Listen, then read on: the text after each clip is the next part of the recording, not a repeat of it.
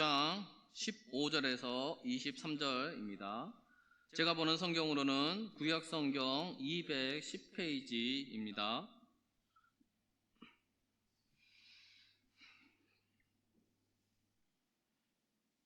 네, 우리 교도하도록 하겠습니다.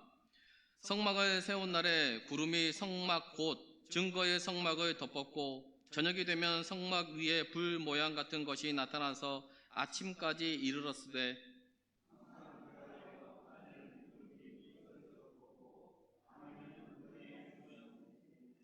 구름이 성막에서 떠오르는 때에는 이스라엘 자손이 곧 행진하였고 구름이 머무는 곳에 이스라엘 자손이 진을 쳤으니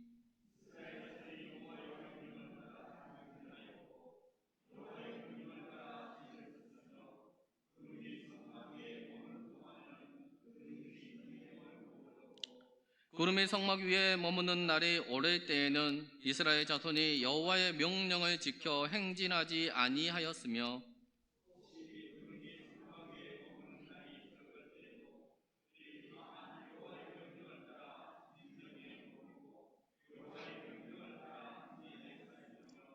혹시 구름이 저녁부터 아침까지 있다가 아침에 그 구름이 떠오를 때에는 그들이 행진하였고 구름이 밤낮 있다가 떠오르면 곧 행진하였으며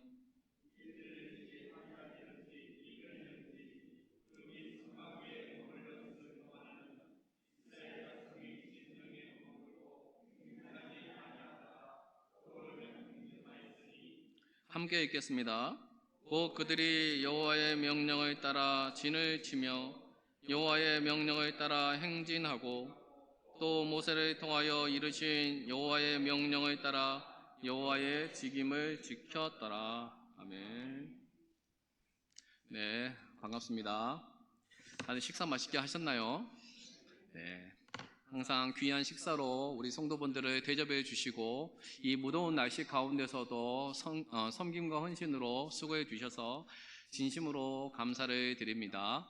또한 매번 수련회를 할 때마다 사실 개인적으로는 참 부담이 많이 있는 시간인데 그럼에도 불구하고 성도분들이 많은 기도와 또한 관심과 사랑과 또한 물질로서 후원해 주시고 이렇게 섬겨 주셔서 정말로 감사드린다는 말씀을 꼭 드리고 싶습니다. 정말 감사드리고 앞으로도 우리 교회 학교를 위해서 많은 관심과 사랑 부탁드립니다.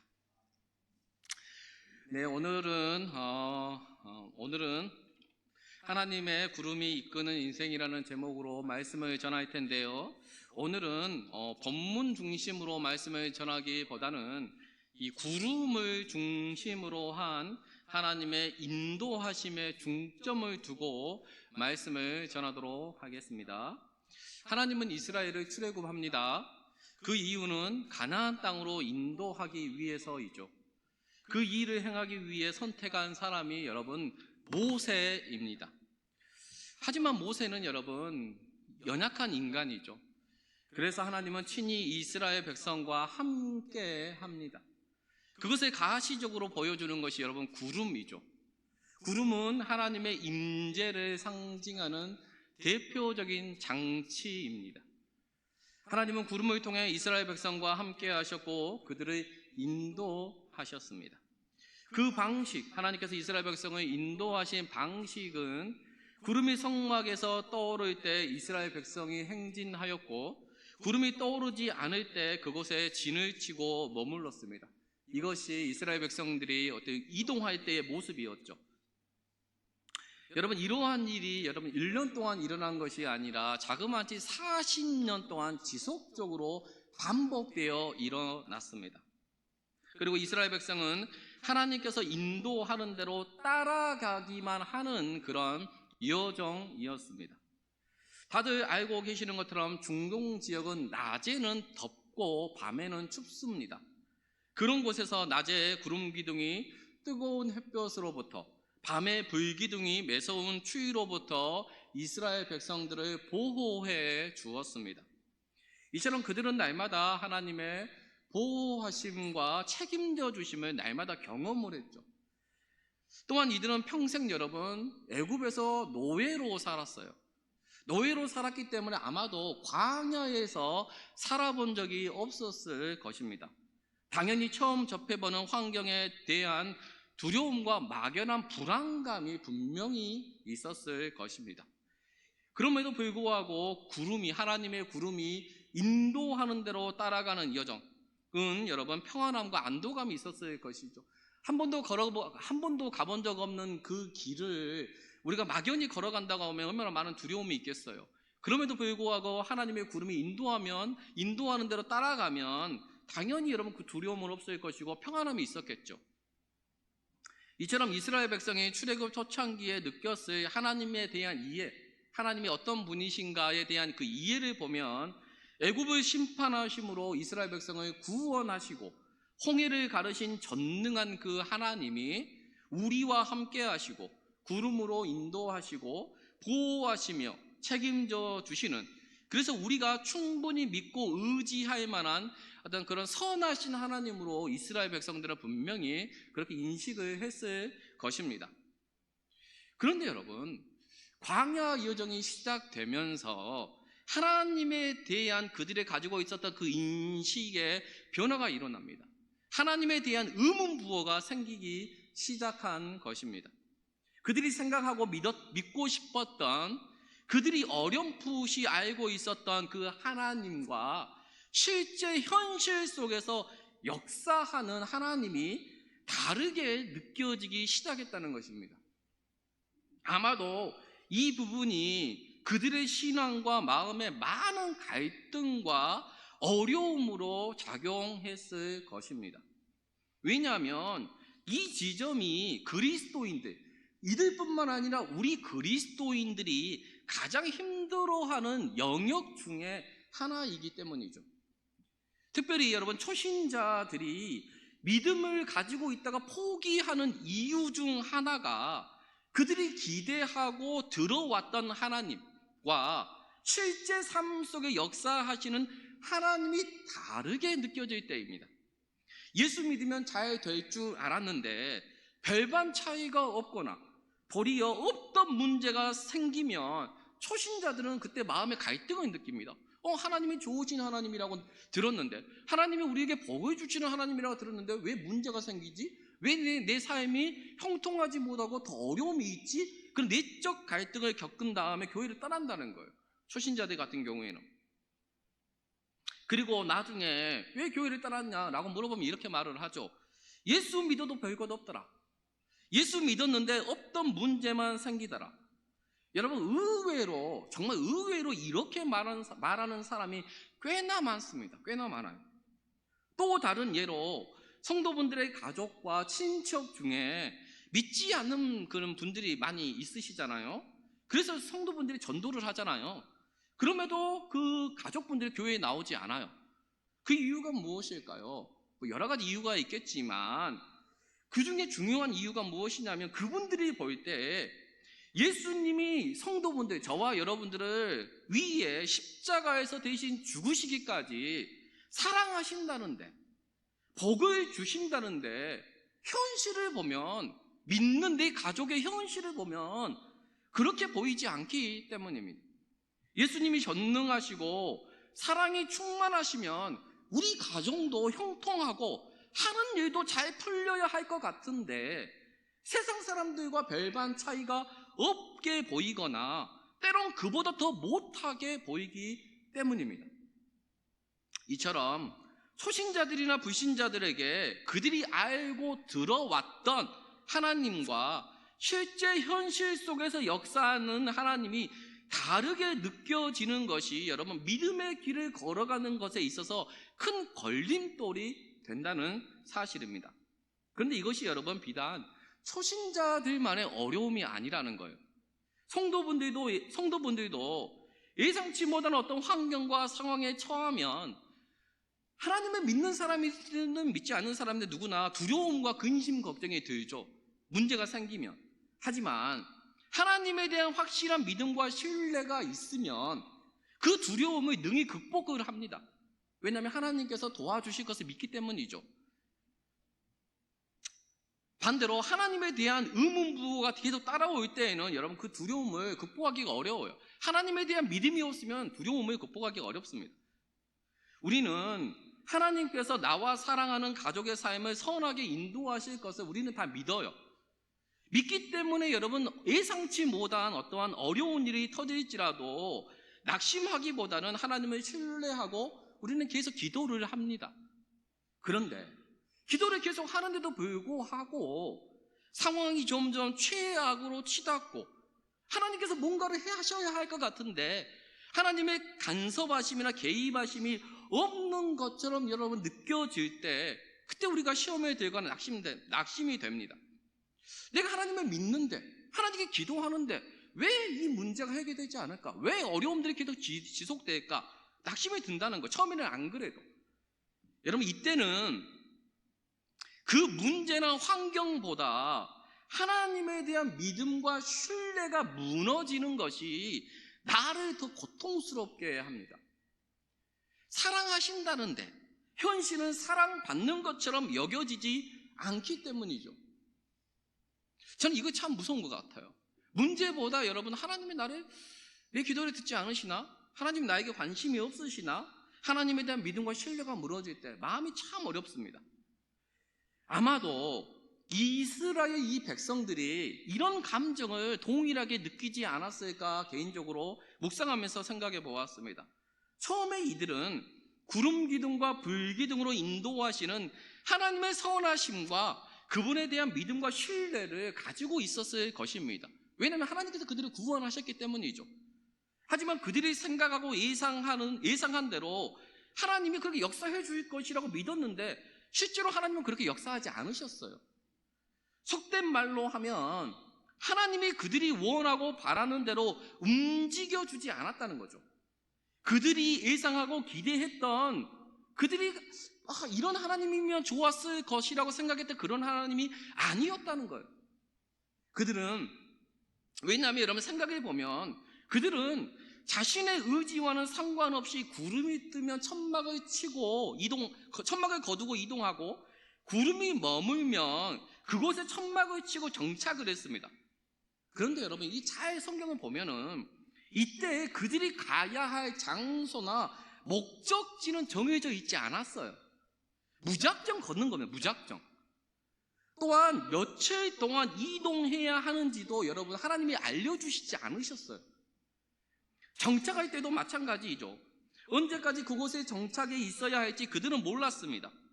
불확실성에 갇혀 있었다는 것입니다. 그리고 그 기간도 여러분 규칙적이지 않았어요. 오늘 본문 22절에 보면 이틀이든지 한 달이든지 1년이든지 구름이 성막 위에 머물러 있을 동안에는 이스라엘 자손이 진영에 머물고 행진하지 아니하다가 떠오르면 행진하였으니 라고 말을 합니다.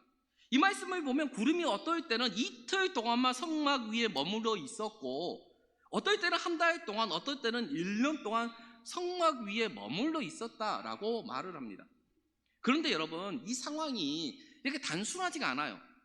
단순하지가 않습니다. 예를 들어 이스라엘 백성이 광야에서 이제 40년 동안에 이동을 했잖아요. 이 기간 동안 예를 들어서 몇 달 동안 또는 1년 동안 광야를 여러분 밤낮으로 이동을 합니다.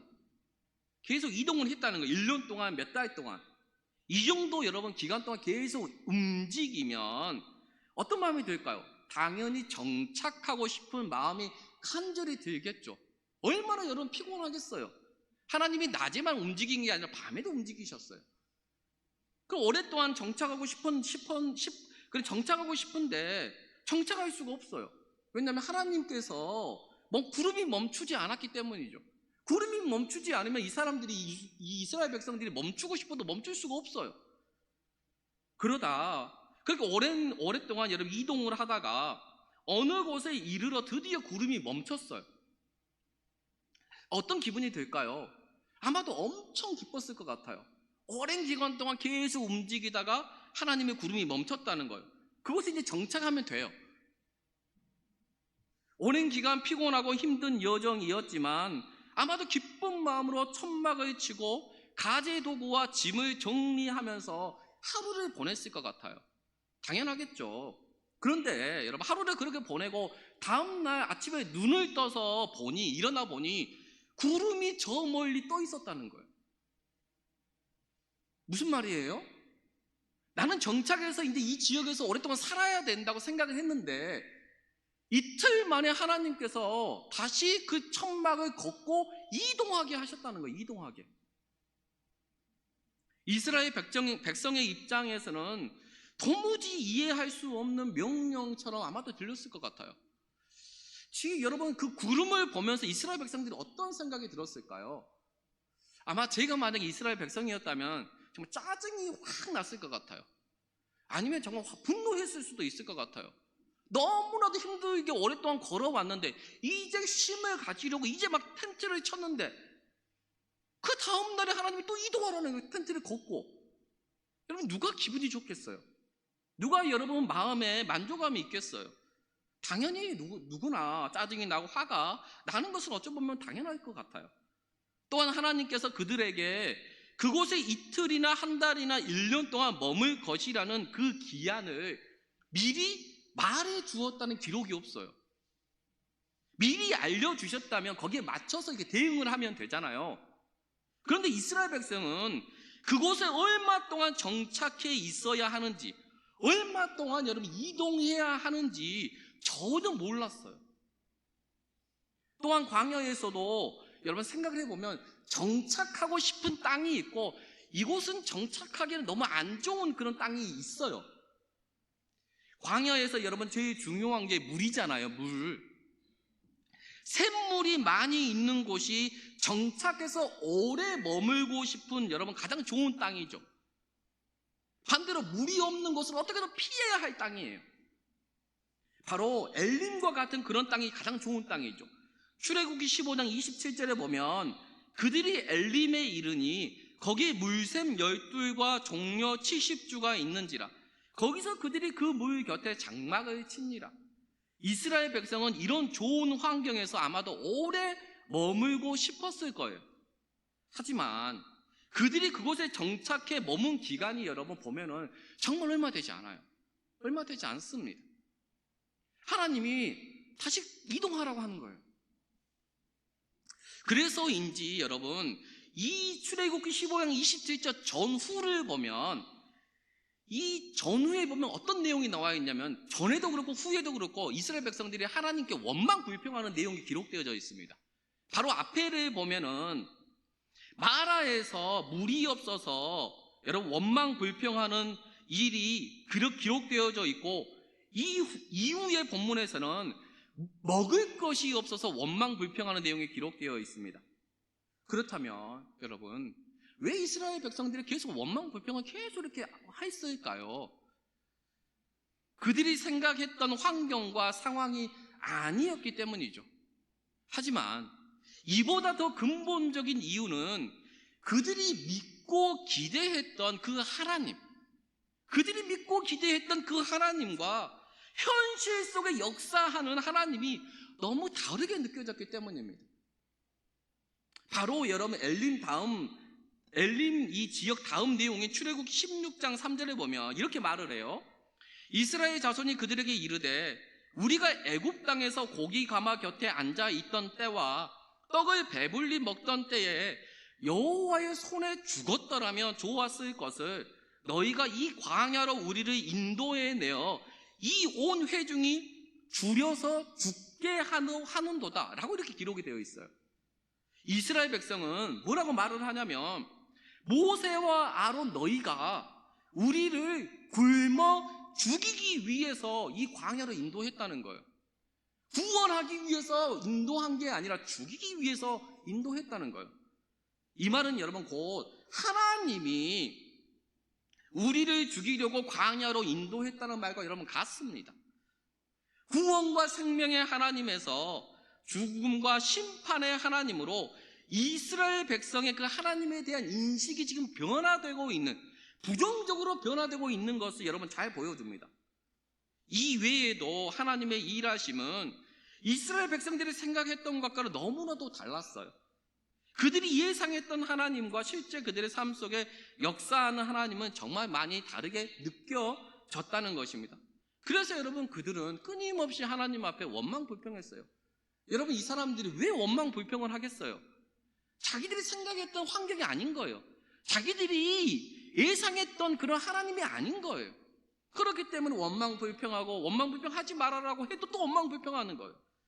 하나님에 대한 불신과 불신앙이 여러분 가득했습니다. 그래서 여러분 이들은 하나님의 말씀에 순종하지 않아요. 하나님의 마음에 안 들거든요. 하나님이 좋은 하나님을 여겨지지 않아요. 그래서 우상 숭배합니다. 다시 애굽으로 돌아가자고 합니다. 하나님을 믿을 수 없었던 것이죠. 여러분 여기서 우리는 이제 두 가지를 좀 생각해 보고 싶어요. 하나는 왜 하나님께서 당신의 백성의 그들이 이해할 수 없는, 예상할 수 없는 방법으로 인도하셨는가?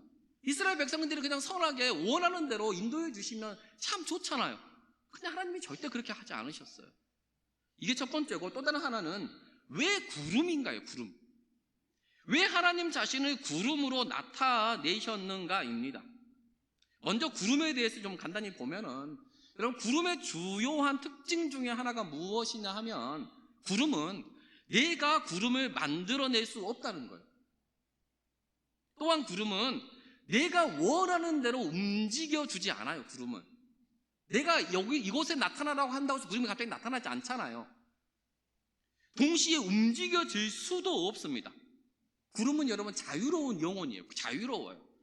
통제할 수 없고 예측 가능하지도 않아요.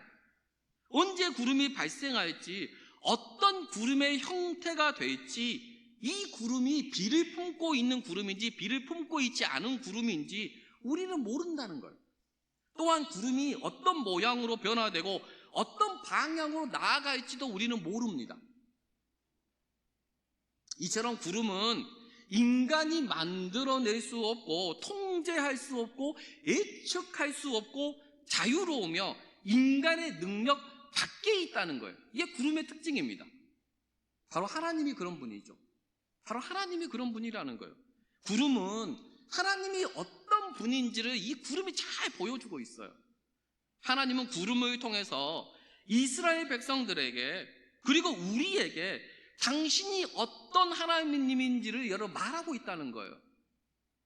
하나님은 우리가 만들어낼 수 있는 분이 아닙니다. 내가 통제할 수 있고 예측할 수 있는 분도 아닙니다. 내가 원하는 대로 움직여줄 수도 없고 움직여주시는 분도 아니에요. 또한 하나님은 자유로운 분이기 때문에 자신의 뜻과 계획에 따라 역사하시는 분이에요. 우리의 뜻과 계획대로 하나님은 역사하지 않아요. 구름은 인간의 통제 밖에 있는 것처럼 하나님은 우리의 생각이나 틀 밖에 존재하시는 분이라는 거예요. 우리 안에 가둬둘 수가 없어요. 내가 구름을 붙잡고 싶어서 붙잡을 수 있는 게 아니잖아요. 하나님도 마찬가지라는 거예요. 또한 구름은 우리의 눈에 보이지 않을 때가 있어 구름이 없는 것처럼 여겨질 때가 있잖아요. 하늘을 보면은. 하지만 어느 순간 다시 하늘을 보면 구름이 있는 것을 봅니다. 하나님이 그렇다는 거예요. 하나님은 우리의 눈에 보이지 않기 때문에 어떨 때는 하나님의 선하심과 일하심이 하나님이 내 기도를 듣고 계시는가? 라는 의구심이 든다는 거예요. 구름처럼 안 보이기 때문에 그렇게 느껴질 때가 있습니다. 하지만 어느 순간인가 살아계신 하나님이 내 곁에 있음을 경험한다는 거예요. 보이지 않는 손으로 일하시는 하나님의 손길을 느낀다는 것입니다. 구름이 없는 것처럼 보이다가 어느 순간 나타나는 것처럼 하나님 또한 계시지 않는 것처럼 여겨질 때도 어느 순간 나타나서 자신을 드러낸다는 거예요. 그분이 바로 하나님이라는 거죠. 이처럼 이스라엘 백성은 구름을 보면서 하나님이 어떤 분인지 알아가야 했어요. 구름을 볼 때마다 하나님을 보아야 했다는 거예요.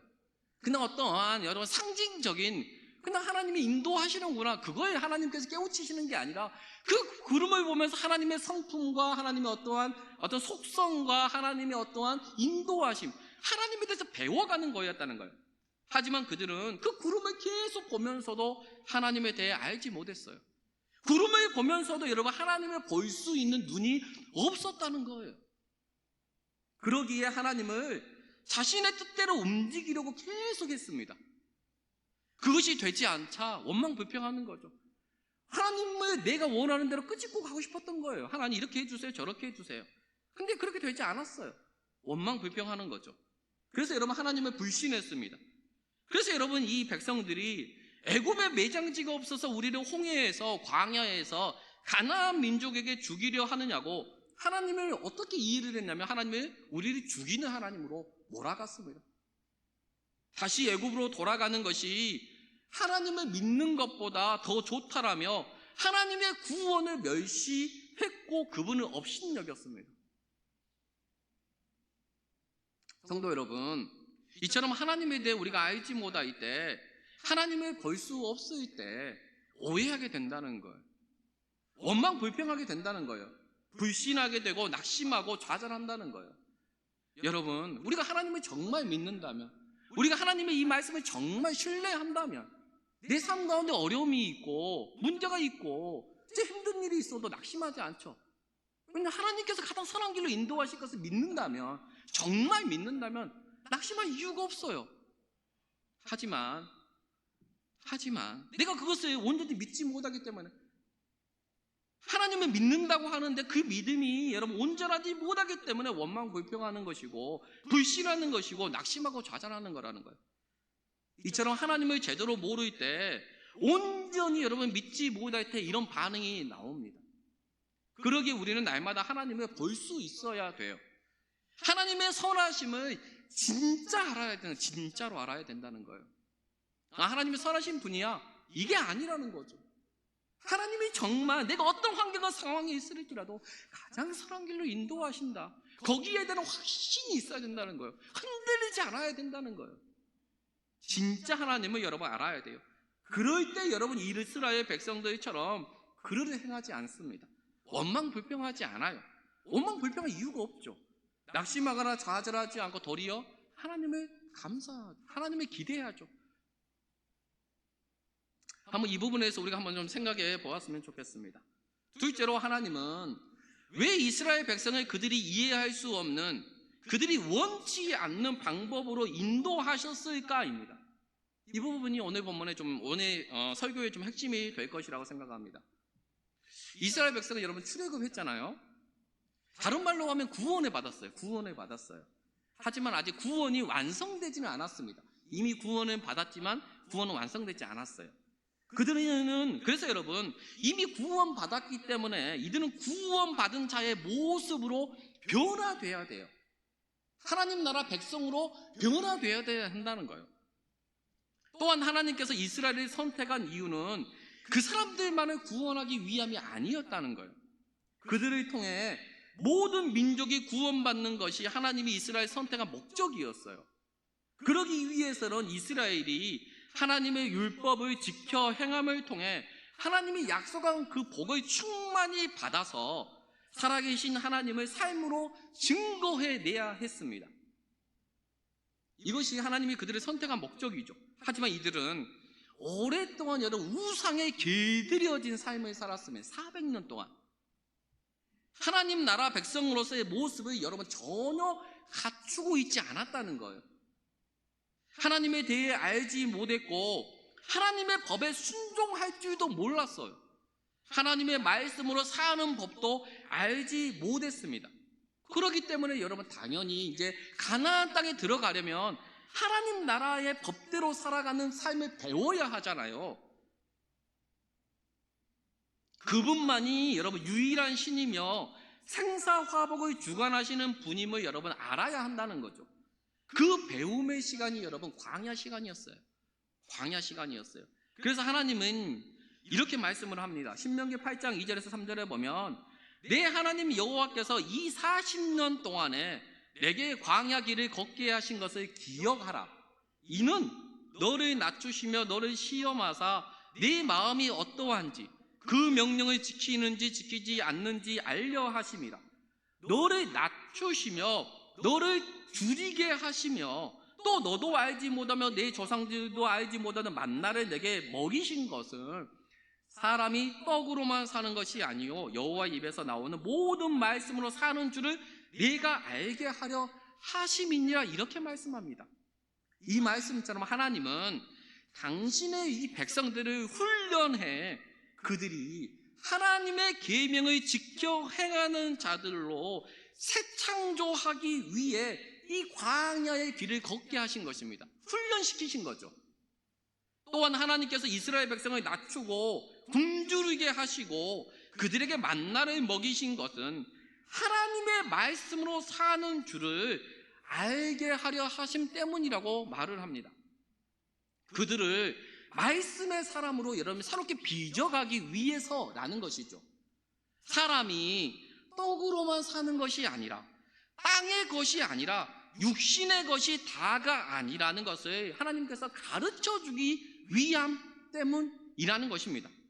하지만 하나님의 이러한 뜻이 분명히 있으셨는데 이 출애굽 1세대들은 이 테스트를 통과하지 못했습니다. 그들은 하나님께서 그들을 훈련하시고 테스트하는 과정에서 하나님의 말씀대로 살지 않았어요. 도리어 금송아지를 만들어 우상 숭배했습니다. 가나안 정탐 사건에서 하나님의 약속을 믿지 않고 불신앙했습니다. 그들은 끝까지 하나님의 말씀이 아닌 육신의 것에 집착을 했다는 거예요. 육신의 것에. 하나님께서 하나님의 말씀으로 살아가는 것을 가르치기 위해서 이 광야의 길을 걷게 하셨는데 이들은 그 하나님의 뜻을 알지 못하고 계속 땅의 것, 먹는 것, 육신의 것에만 집중을 했습니다. 먹는 것과 그래서 여러분, 먹는 것과 마실 것이 없다면 계속 원망불평했어요. 여러분, 이스라엘이 원망불평할 때 그 왜 원망불평했을까요? 앞에서 말했던 먹는 것, 마시는 것 때문에 원망불평했습니다.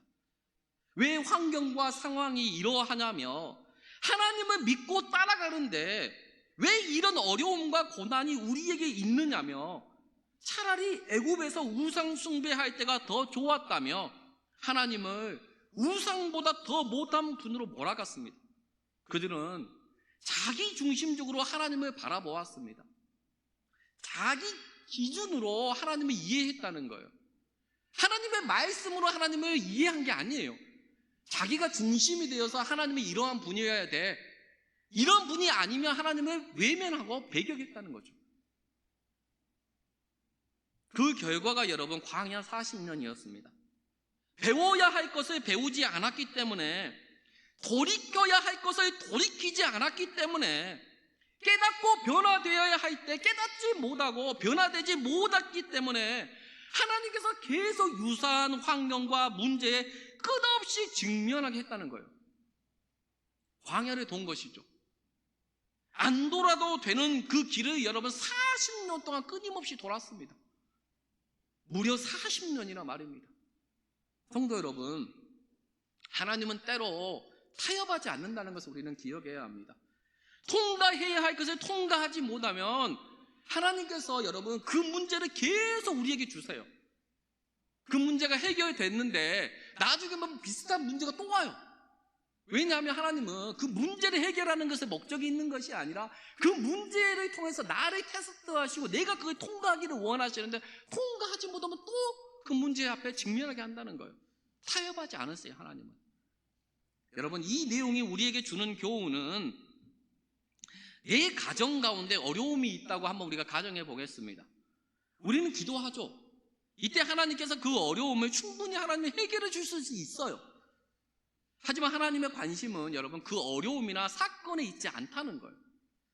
그 환경이나 문제에 있지 않습니다. 바로 나에게 있어요. 하나님은 나에게. 하나님은 그 문제나 사건을 통해 나를 변화시키기를 원하신다는 거예요. 우리를, 공동체를 변화시키기를 원하십니다. 하지만 많은 사람들이 여러분 착각을 해요. 오해를 한다는 거예요. 하나님, 이 문제를, 이 어려움을 해결해 주십시오라고 하나님께 이렇게 기도를 한다는 거예요. 기도해야 되죠. 기도해야 합니다. 하지만 그것이 본질이 아니에요, 여러분. 하나님은 그 문제가 아니라 우리를 변화시키기를 원하신다는 거예요. 문제를 변화시키는 것이 아니라 나를 변화시킨다는 거예요. 왜냐하면 내가 변화되면 더 이상 문제가 여러분 문제가 아니에요. 그때부터는 내가 변화되지 않기 때문에 여러분 문제가 계속 문제가 되는 거예요. 그리고 하나님은 내가 변화될 때까지 그 환경과 문제를, 그리고 우리가 이해할 수 없는 그 일들을, 때론 하나님이 나를 사랑하지 않나? 나의 기도를 들으시지 않나? 나를 버리셨나? 라는 깊은 절망감과 의구심이 들 정도로 지속적으로 여러분 그 어려움들을 허용하신다는 거예요. 이스라엘 백성들에게 했던 것처럼 말입니다. 그래서 어떤 어려움이나 문제가 터질 때마다 불안해하고 두려움에 떨고 낙심하고 때로 원망 불평하는 나를 보게 한다는 거예요. 처음에는 나를 못 봐요. 근데 그런 문제가 반복되면 될수록 그때 나를 보는 거죠. 깨닫게 한다는 거예요. 문제를 보게 하는 것이 아니라 하나님께서 나를 보게 한다는 거예요. 그래서 원망 불평하고 근심 걱정하고 기도하지 않는 나를 감사하는 나로, 찬양하는 나로, 기도하는 나로 변화시키기를 하나님이 원하신다는 거예요. 그것이 하나님께서 여러분 문제나 어려움을 주시는, 허용하시는 이유라는 거예요. 우리에게 원하시는 것이라는 거예요. 성도 여러분, 문제를 변화시키는 것은 하나님에게 아무것도 아닙니다. 정말 아무것도 아니에요. 한순간에도 할 수 있습니다. 그런데 왜 하나님은 이스라엘 백성들에게 끊임없이 동일한 환경과 상황과 어려움과 문제를 주셨을까? 이것을 우리가 생각해 보아야 합니다. 여러분, 그 이유는 그들이 일관되게 원망 불평했기 때문이에요. 하나님과 그분의 말씀을 믿지 않았기 때문입니다. 그런데 그들은 나를 변화시키기를 원하시는 하나님의 참뜻은 알지 못한 채 계속 환경 탓, 상황 탓만 계속했습니다. 그것에만 집중했다는 거예요. 문제만 집중했다는 거예요. 환경을 변화시켜달라고, 내 생각과 뜻대로 움직여달라고 하나님께 때를 썼습니다. 하나님의 뜻은 그것이 아닌데 하나님의 뜻을 전혀 알지 못했습니다. 하나님의 임재를 날마다 여러분 그들이 눈으로 직접 보면서도, 하나님의 임재를 보면서도 하나님이 어떤 분인지, 하나님이 무엇을 원하는지 알지 못했다는 거예요. 기가 막힌 노릇이죠. 우리도 그럴 수 있어요, 성도 여러분. 저도 그래요. 하나님의 말씀을 매일 보고 들으면서도 하나님이 우리를 향한 뜻을 여러분 우리가 깨닫지 못할 수도 있어요. 충분히 그럴 수 있다는 거예요. 또한 하나님께서 나를 변화시키는 것은 그것으로 여러분 그 목적이 완성되는 것이 아니라는 거예요. 내가 여러분 변화되잖아요. 그럼 가족이 변화돼요. 주변이 변화된다는 거예요. 하나님은 변화된 나를 통해 가족이 변화되기를 원하고 친척과 이웃이 되기를 원하신다는 거예요. 내가 변화되면 여러분 다 변화됩니다. 내가 변화되지 않기 때문에 변화되지 않는 거예요. 여러분, 남 탓할 이유가 없는 거죠. 뭐가 문제다, 누가 문제다, 그럴 필요가 없어요. 내가 변화되면 남 탓하지 않죠. 불쌍히 여겨주고 사랑스러워지고 내가 더 잘해야 되겠다, 내가 더 섬겨야 되겠다, 내가 더 품어줘야 되겠다, 내가 더 기도해야 되겠다, 그런 마음이 들죠. 결론으로 여러분, 내가 변화되는 가장 좋은 방법은 하나님 앞에 납작 엎드리는 것입니다. 납작 엎드려야 돼요. 이스라엘 백성은 문제와 환경 앞에 하나님께 납작 엎드리지 않았어요. 항상 원망 불평했죠. 하지만 여러분, 모세는 동일한 환경에서 어떻게 했을까요? 하나님께 납작 엎드렸어요. 하나님은 이스라엘 백성도 변화시키기 원했지만 모세 또한 변화시킨 것입니다. 그래서 여러분 모세가 온유함이 지면에 흐른 사람이 되었습니다. 원래 여러분 모세가 혈기가 되게 많은 사람이죠. 사람이 죽인 사람이잖아요. 혈기가 되게 많은 사람인데, 온유함과 거리가 먼 사람인데, 여러 환경과 상황에서 하나님께 납작 엎드림을 통해서 온유함과 겸손함이 가득한 사람으로 여러분 모세가 변화되었잖아요. 그래서 변화된 여러분 그 모세를 통해서 이스라엘이 구원을 받았다는 거예요. 모세를 통해서 구원을 받았어요. 모세를 통해서 변화된 모세의 기도가 하나님의 마음을 움직였잖아요. 다른 사람의 기도가 하나님의 마음을 움직이지 않았어요. 여러분, 모세가 변화되니까, 모세가 기도하니까 하나님이 자신의 뜻을 여러분 바꾸잖아요. 모세가 변화되니 이스라엘이 구원을 받았습니다. 이처럼 내가 하나님이 어떤 분인지 정말 제대로 알고 내가 변화되면 여러분 내 가정이 변화된다는 거예요. 공동체가 변화된다는 거예요. 하나님은 나에게 관심이 있어요. 나에게. 다른 사람이 아니라 내가 변화되기를 원한다는 거예요. 네가 변화되면 될 것 같아. 아니라는 거예요. 내가 변화되면 주의가 변화된다는 거예요. 성도 여러분, 왜 나와 우리를 너무나도 사랑하시는 그 사랑의 하나님이 우리에게 때로는 어려운 문제나 환경을 허락하시는지 우리가 한번 생각해 보아야 돼요. 사랑하시면 복을 주셔야 되잖아요. 근데 왜 어려움을 주실까? 왜 문제를 주실까? 때로는 생각해 보아야 한다는 거예요. 문제 여러분 문제를 해결하는 것이 핵심이 있지 않다는 거예요. 하나님은 그 문제를 통해서 나를 보게 하세요. 하나님을 깊이 알지 못하는 내가 그 문제를 통해서, 그 어려움을 통해서 정말 하나님을 깊이 알도록 근심 걱정만 하는 나를 온전한 믿음과 신뢰의 사람으로 하나님께서 변화시키도록, 납작 엎드리지 못하는 나를 그 문제를 통해서 납작 엎드리도록 하기 위함이라는 사실을 우리는 깨달아 알아야 한다는 거예요. 이스라엘 백성이 그랬잖아요. 이스라엘 백성들이 여러분 처음부터 하나님에 대해서 제대로 알고 원망 불평하지 않았어 봐요. 하나님을 끝까지 신뢰했어 봐요. 여러분 그 가나안 땅에 금방 들어갔겠죠. 40년이라는 그 긴 광야를 뺑 돌지 이유가 없잖아요. 그런데 이스라엘 백성은 끝까지 하나님의 뜻을 알지 못했어요. 끝까지 하나님께 원망 불평했어요. 변하지 않았다는 거죠. 하지만 우리는 이 말씀을 통해서 하나님께서 환경을 변화시키는 것이 아니라, 하나님께서 문제를 변화시키는 것이 아니라 그 문제를 통해서 나를 변화시키기를 원하시는 거나 우리 공동체를 변화시키기를 원하는 거라는 것을 우리가 깨달아 알아야 돼요. 성도 여러분, 그런데 이게 참 쉽지는 않아요. 제가 제 자신의 모습을 봅니다. 제가 제 자신의 모습을 보면서 어떨 때는 한심스러워요. 왜냐하면 제 마음이 되게 강팍하거든요. 제 마음이 되게 여러분 때로는 사랑이 없는 것처럼 느껴져요. 제가 하나님과의 관계가 되게 좋을 때는 정말 하나님으로 인해서 너무 기쁘고 감사하고 하나님만 생각하면 눈물이 주르르 흐릅니다. 그런데 어떨 때는 정말 하나님을 생각해도 마음이 메말라 있어요. 정말 성도분들이 목회자한테 또 주변 성도분들한테 정말 잘하시거든요. 제가 볼 때에는 너무나 잘해주세요. 너무나 감사해요. 너무나도 제가 기뻐요. 너무나 행복해요. 정말 이런 교회가 없을 만큼 제가 너무나 만족스럽습니다. 그러면서 여러분 제 마음이 너무 힘들어요. 이런 성도들에게 내가 더 하나님께 기도해야 되는데, 더 이분들이 잘 되기를, 우리 구민신일교가 형통하기를 위해서 눈물로써 기도해야 되는데, 내가 그렇게 기도는 하지만 그렇게 간절한 마음, 정말 내 심장을 정말 그 짜내는 그런 심정으로 통곡하면서 애고가면서 기도하지 못해요. 내 모습을 보면서 하나님, 내가 이렇게 사랑을 많이 받는데, 이렇게 성도분들의 교회가 나를 사랑해 주는데 하나님 나는 왜 이 모양입니까? 그러면서 하나님께 기도합니다. 그럼에도 잘 되지는 않아요. 그런데도 기도할 뿐이죠.